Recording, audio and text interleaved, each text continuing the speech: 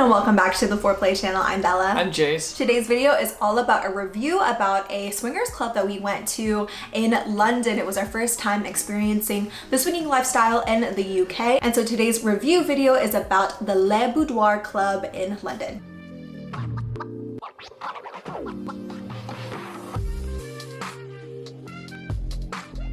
The first thing to note, if you guys do want to go, you do have to make an account online first, which we actually think is really good because it verifies that you are the people you're saying you are. So that way you're able to go into the club. It's a free profile that you're able to make, but that's the first thing to know. And with that, you are going to send a picture of yourself. You're just going to put in information about yourself, but it is really nice. You do hold up a piece of paper that says your name and the date. And so we think that that's really nice. So then we do know that they are bringing in people who are serious about the lifestyle, who are serious about being there, and who are real. So the first thing we're gonna talk about is demographic.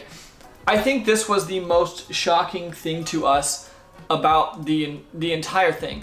We would say that the demographic was mid-20s to mid-50s. We would say the biggest population of that though is the mid-30s, which if you have heard us talk about how lifestyle clubs work in America, mid-30s is young. Yeah. I feel like 45 to 55 is the biggest demographic. And so it was just so shocking to us to see such a young demographic. And as we talk to people, I guess that it's just more normal in the UK that people get into lifestyle earlier. And so that was just one thing that we thought was really interesting. I also like it was a very good looking crowd and people were just very friendly, but that was the most, I think, shocking thing to us about culturally how swinging is different there than it is here. Especially, it was really nice for us because we are in that demographic. Right now, we are 32 years old. And so for us going into a lifestyle environment where we were the norm, yeah, age-wise, it was shocking, but in a good way. The other really cool thing about being able to go was normally when we're in different countries, we can't speak the language, at least definitely not enough to have real conversations. But since they speak English there as well, it was really nice to be able to ask people different questions and learn about the lifestyle in that part of the world because we actually could speak the language. We also did go on a Saturday, and that night was couples only. They do have different nights where singles are allowed. We typically like to go on Saturdays because it's typically the busiest and it's typically couples only. The length of time that it was open, it opens about 9:30 p.m. and they close around 3 o'clock. We left around maybe 1 o'clock. We had actually flown in that day from Dallas, and so we were super tired already, so we didn't stay the entire night, but it was, we'd say, a pretty good turnout. I agree with Bella. It was a pretty good crowd. They did say at the time of the year that we went, which was September, it's actually a little bit slower, a little bit less lively. This is some other times of the year, but we still felt like it was a pretty good crowd. I felt like it was pretty full, easy to talk to people. And it's very interesting too because they had like a night on Thursdays that was a hot wife night, which is more meant for single guys. And so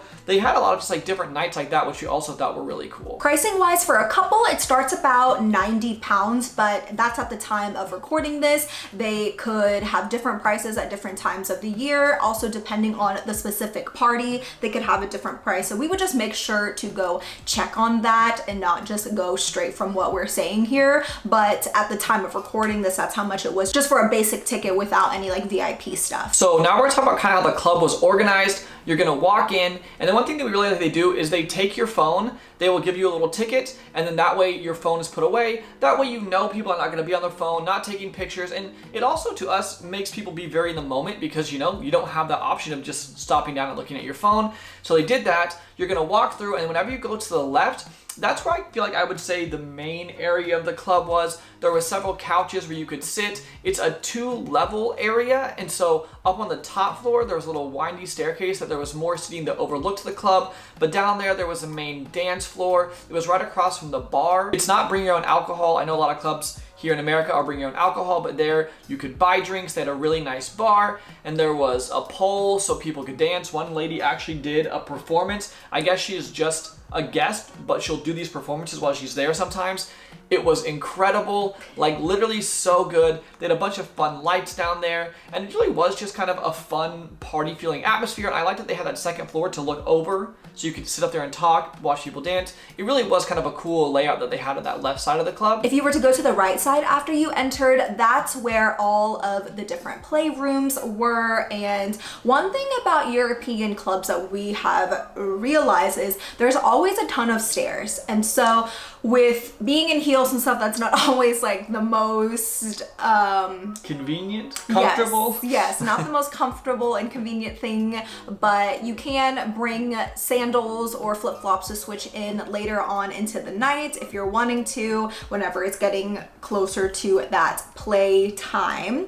And so there were a ton of different rooms. We'll just touch on some of them. If you were to go downstairs, you can go to some of the bathrooms were over there, and then there was actually a dungeon right past the locker room area. If you wanted a lock, you could put down a deposit and then they would give that back to you at the end of the night once you return the lock. But they did have a ton of different locker areas, and that area you could change into different clothes or less clothes if you wanted to do that, and then go into the different kind of playrooms. There was a ton of space in the dungeon. Even in the dungeon, there were different rooms within the dungeon. I mean, it was all an open space, but you can go through kind of like windy areas to get to certain more closed off areas, I guess you could say. It was open to everybody though. There were some beds in there, they had toys available, they had swings, and they did have an area with hidden holes, if you know what I mean there. And so that was downstairs in the basement. So whenever you go back up, I guess technically 2 floors from the basement, you are on the top level, and that's where they have all of the playrooms that aren't dungeons. So there's one that you kind of walk up these little stairs, and then or I guess it's like a ladder almost, and they have like this playroom. It's like almost like an elevated loft type little area I feel like you could probably only fit maybe 2 couples up there. That was kind of a small space. They had some bedrooms that you can close the door that had a bed. They were all very dull, dark, sultry, sensual feeling rooms. One of the rooms had a desk area. It was kind of like a dark academia library type vibe. And then they had other rooms that were themed too. There was one that was a little bit brighter in a sense. There were some vines and some flowers in there. Whenever you kept going straight forward, there was more of a group play room where there were multiple beds put together. There was a liberator over there, and so they definitely had a lot of different areas for you to use for play if that's what you wanted to do. And it is nice because you have those rooms that had the doors they were open, that were completely like those more voyeuristic exhibitionist type areas, as well as the areas where you can completely close the doors. So if you wanted more of that private space, they had that as well. They also had towels available if you needed that. When it comes to the staff, everybody was so nice, so accommodating. We were able to get a tour. Everybody was very knowledgeable, and the bar staff was really nice, so we have absolutely no complaints about the club staff at all. We felt very at home and we felt very taken care of, and there were also people walking around throughout the entire night that we were there, just making sure everything was going well, that everyone was having fun. We got checked on a lot of times too, like asking if we were okay and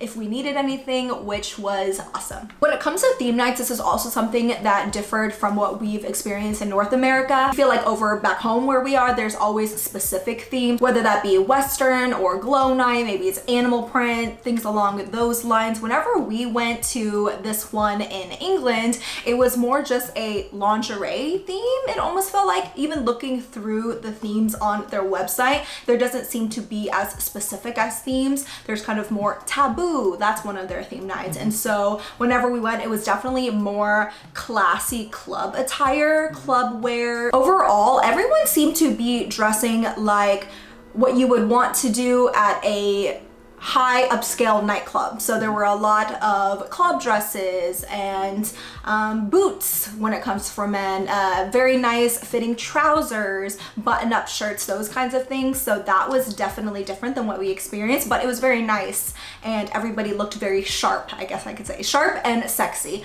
Later on in the night, a lot of women changed into lingerie, which we also do see back home too, but a lot of the times there will be more on theme. And so this one just felt very sensual. Yeah, and classy. I heard that some places in Europe do more food, just like America. Some places have more food at clubs. They do not have food here. It's not like some make or break thing for a club. I just know that people have asked, do certain clubs have food? They do not have food at this club. Overall, we felt like the accommodations were really nice. I feel like I really liked the feel of the building. I liked the flow of it because I liked that you kind of walked in, you had your main area, you could sit, people watch, conversate, and then they kind of had that more dungeon for that BDSM type feel, and then you had the upstairs for more of the lifestyle type feel. And so overall, I felt like it felt really nice. It definitely is like an older building just because London is an older city, but I feel like they've really made it look very nice, made it look new. It feels classy, it feels fun, but in a very sensual, sexy type of way. So overall, we just thought it was a very nice club. They had very high ceilings and they had floor to ceiling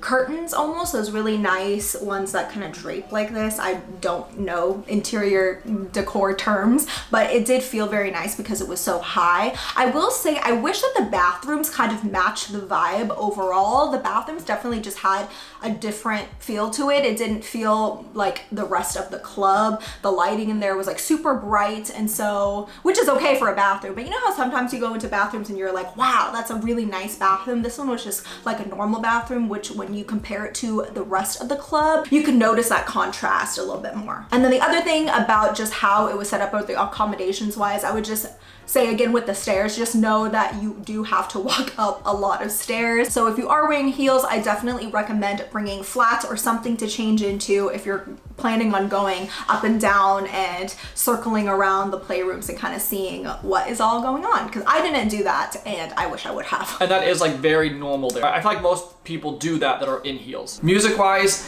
there's not like a ton to say. I feel like it was a good mix of music. They did have on the walls where sometimes they'd be playing music. They had like a music video playing on one of the TV screens. Later on that changed to some different kind of like sexy type videos, but at some points they did have that, which is also fun. But yeah, it just had a nice mix of music and I feel like the people really enjoyed it. It wasn't too loud or anything, so you're able to talk, conversate, but also hear some good music in the background. Whenever we were there, we didn't notice as much dancing around. It definitely felt more of that loungy vibe where people were in groups talking to each other versus a lot of dancing. But that could have just been the time we were there. Like I said, they said this time is a little bit slower than other times, so maybe when it's busier, there's not as many seats, maybe people are dancing more, but when we were there, I definitely agree it was more that loungy type feel. When it comes to location, they keep that very, very private, which is awesome to protect people's privacy in general and also to not attract the people or the crowd who aren't in this type of lifestyle for safety wise, which we think is really, really great. It isn't a very good location in London though. It was close to a train station. We took the train and we were able to walk not very far to get there, and you could also take taxis and cabs there, and so the location we felt was really great. And the building itself is very inconspicuous. It doesn't say like Le Boudoir Club or anything like that, so it is very private in that sense. And so whenever you get approved with your membership and you send everything in and you get your ticket, that is when they will send you the information to exactly where the club is. So in conclusion, we had a really great time. We thought it was a really fun club. We'd highly recommend, I mean, if you're in London, we thought it was a really awesome club. And if you are traveling from America like we were, we definitely recommend it. I think it was a really cool place, especially if you're like us and you like to meet people, talk to people, experience the lifestyle in another place, experience that lifestyle culture in other cultures. We just find it's a really cool thing to do, and it kind of changes your perspective on the lifestyle a little bit in a cool way. And so if you're looking for a club in London, I said we would definitely highly recommend it. We had a very nice time there. And so, yeah, we just wanted to make this video because we like to talk about how the lifestyle is different in different places, and we were so thankful that we were able to experience it while we were there. And so yeah, we definitely highly recommend it. So yeah, thank you guys so much for watching this video. Make sure to leave a like, comment down below if you guys have any questions about this club. Make sure to subscribe so you never miss we post a video, and we will talk to you guys in the next one. Bye.